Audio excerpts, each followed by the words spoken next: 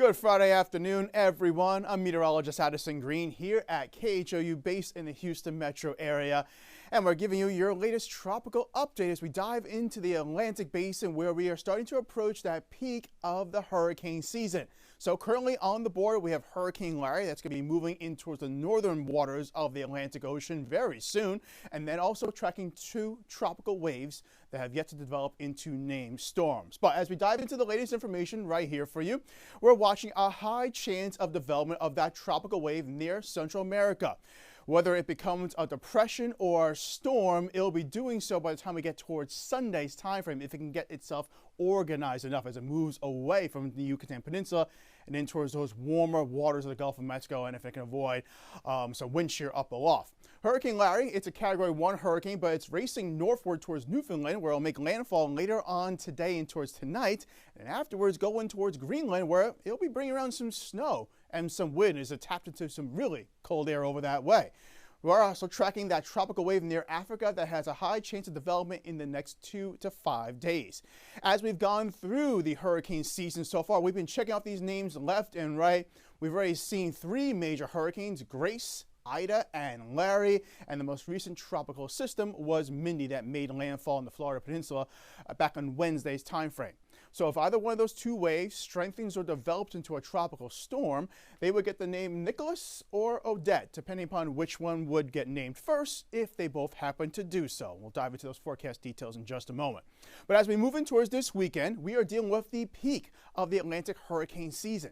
That's when statistically we could see tropical waves coming off the African continent left and right, as well as seeing some disturbances pop up and form into tropical waves and eventually tropical depressions and storms over across the Caribbean Sea and in towards the Gulf of Mexico, even closer to the United States on the southeast coast of the United States, for instance. That sometimes is a breeding ground for potentially tropical systems. But eventually everything starts to quiet down and taper off as we head in towards the end of the season, which will come around statistically around November 30th, although in years past we have seen it either wrap up below or ahead of schedule or unfortunately go in towards December.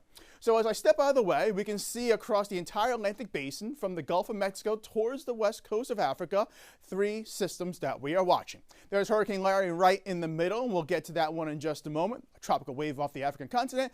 But first things first, the one right off our own doorstep, starting to make itself well known up across central portions of the Caribbean, western sections of the Caribbean Sea, where that tropical wave has a chance of development in the next 2 to 5 days of 70%.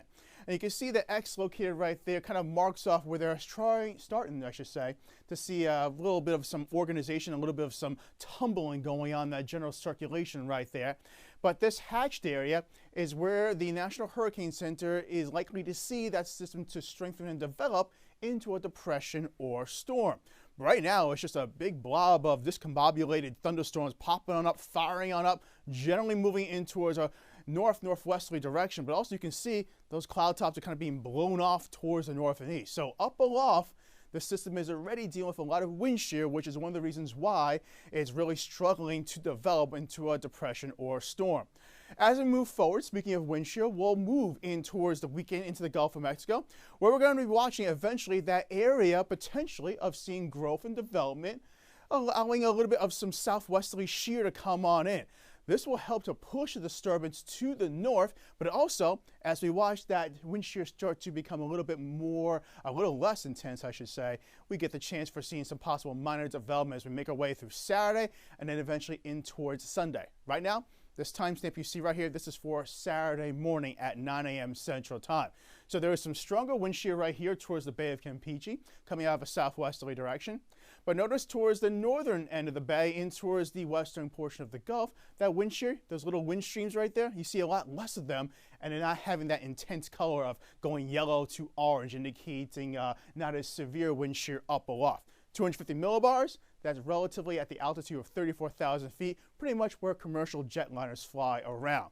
As we move forward in towards Sunday night, we can now see that southwesterly wind shear not really there at all. Instead, we get a little bit of an area of high pressure up aloft, which will also help to push the disturbance up along the west coast of the Gulf of Mexico, right along the coastal areas of Mexico, to potentially in towards coastal areas of Texas, where we can see that wind shear is a little bit stronger over northern Mexico, and then eventually becomes lighter up across the Gulf Coast of Texas. So we may be seeing it running in towards a more favorable environment for growth and development. Hence, it has a red highlighted area.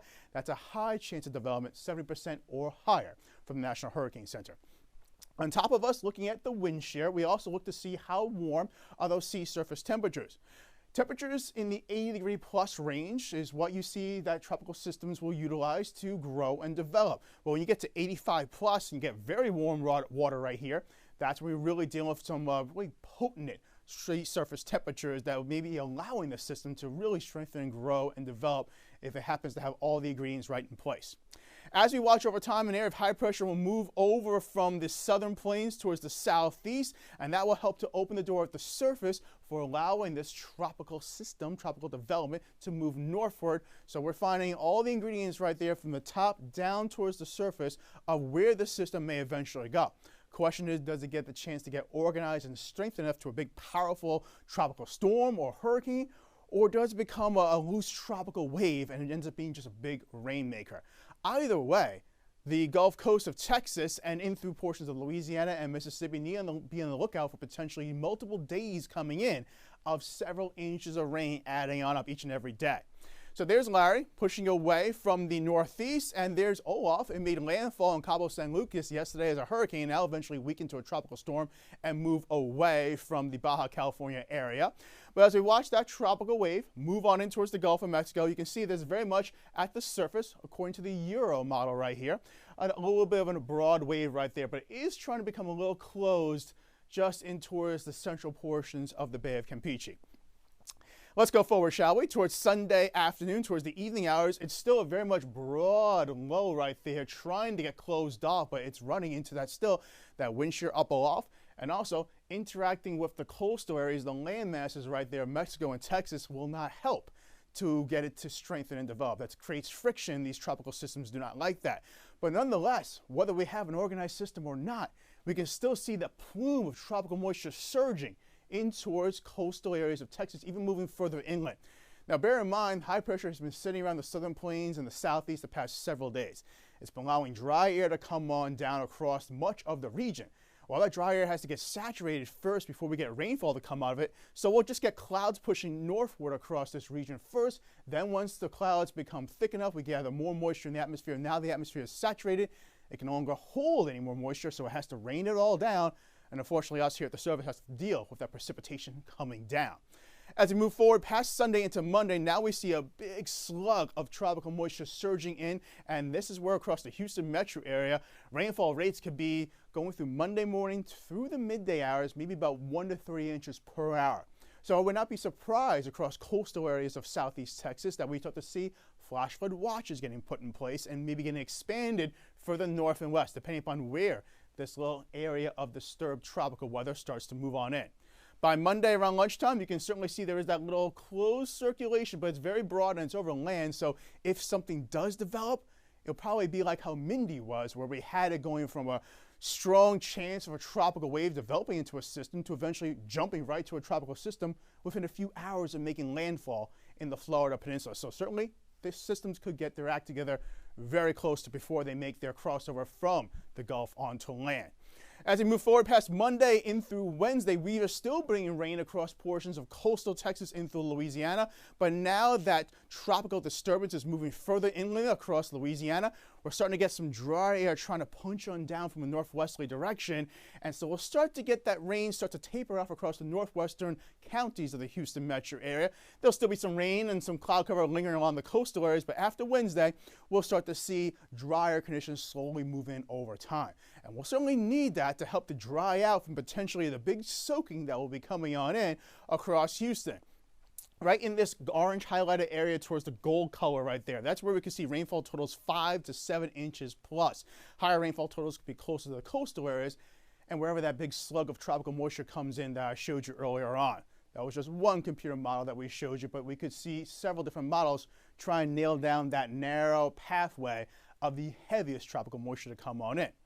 Further north and west towards Austin, Waco, Dallas is right behind the banner right there. They're going to be seeing less rainfall come on in. So rainfall totals will be less than an inch to 1 to 3 inches as you are maybe about 2 to 3 hours drive distance away from the Houston metro area. So for the day today and tomorrow, there's no flooding concerns, but already from the Weather Prediction Center, we can see by Sunday, we do have a marginal risk for seeing some potential flooding, widespread flooding across these highlighted areas, which does include Harris County, and that's where the city of Houston sits. This also goes across the Texas border into Louisiana, which does include Lake Charles, down towards coastal areas south and west of New Orleans. Now let's head on out towards the northern portions of the Atlantic Ocean, where we do have Hurricane Larry. We can see on the infrared satellite imagery that we are starting to push those cloud bands up across Newfoundland, Labrador as well. And we can see that closed circulation right there where we have Category 1 Larry starting to trek away from the northeast. There's still some choppy wave activity up around the coastal areas of New England, down in towards the Jersey Shore. But we can see already from this trajectory that we have this system making eventually towards landfall in the Newfoundland area as we go forward in towards Friday afternoon, towards the evening hours, possibly still as a Category 1, although it may weaken down towards a strong tropical storm. It's only 10 miles away from that distinction right there. Once we start to go into Saturday and then eventually into Sunday, now we have this low pressure moving to the northeasterly direction at nearly 30 miles per hour, going in towards the very colder waters of the North Atlantic, right between Greenland and Iceland. But as it does so, it'll start to tap into that colder air up around that region, and it's bringing all this tropical moisture along the way with it. So what happens when you toss tropical moisture in towards a cold air mass? You're going to get snow, and in some spots, maybe 2 to 5 feet of snow that may come down over a few days in Greenland. Iceland will be getting just a lot of rain and a lot of wind, especially out towards the capital, Reykjavik, right there. But across much of Greenland, they're going to be seeing the white stuff fall on down and maybe being blown around by some strong tropical storm force winds, especially right along the coastal areas right there. At this point, the system has gone extra tropical. It's already starting to get frontal boundaries. It's transitioning from a warm core towards a cold core. So it's not going to be a powerful hurricane. It's going to be a weakening tropical system at best. But nonetheless, several feet of snow will be coming down across Greenland. They definitely do need that snow over that way. They've been seeing that snowpack getting a little thinned out over the past several years. Now we jump across the western portions of Africa right there. We can see that little X marks the spot of where they are starting to see that center of possible organization of a tropical wave. But the chance for seeing where it'll develop in the next 3 to 5 days is in this red highlighted area here, which does take it over the Cape Verde Islands right there. Typically this time of year, we get these waves coming right off the African continent. They go into those very warm sea surface temperatures of the Atlantic Ocean and really beef up. And that where we could be seeing tropical storm watches or warnings or even hurricane warnings pop up around the Cape Verde Islands. I believe it was Hurricane Fred 6 years ago that became one of the easternmost forming hurricanes, as we had hurricane watches and warnings being put out up across the Cape Verde Islands area. Typically, that doesn't happen. Those storms have to travel a little further away from Africa before they get the chance for strengthening and developing. That wasn't the case with Fred 6 years ago. As we look right here at the two main models that we track for long-term tracking forecasts, the GFS, the American model, and the European model, we can see that closed wave right there starting to come in off the African continent. As we move forward in time, we can see that we have the American model in yellow has a closed wave still, now pushing away from the Cape Verde Island areas, and the Euro has a slightly tightly packed closed wave tropical system developing just to the northwest of those islands.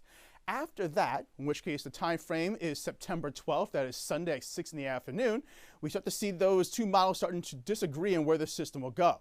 Euro wants to bring it northward over the slightly cooler waters of the central Atlantic, while the American model wants to take it west. Both still, though, have a closed low, so we're still dealing with a potential tropical depression or maybe just a closed wave that's getting more organized. As we move forward past Sunday into eventually Tuesday, now we're starting to see still a closed wave, but those models are still disagreeing where the system will go over time. But either way, they don't have it strengthening and developing into a big name storm, which is some good news right there because, like I said, this is the peak of the hurricane season, and we look for those Cape Verde type storms to really bring an impact across numerous land masses from the Caribbean islands through Central America and possibly even the United States or even maybe the Canadian Maritimes if they curve up over that way. Questions, thoughts, concerns, reach out to us on Twitter, especially myself right here, Twitter, Instagram, and Facebook. We'll be happy to answer any questions you may have, and we'll have more tropical updates coming on in as we go throughout the weekend ahead.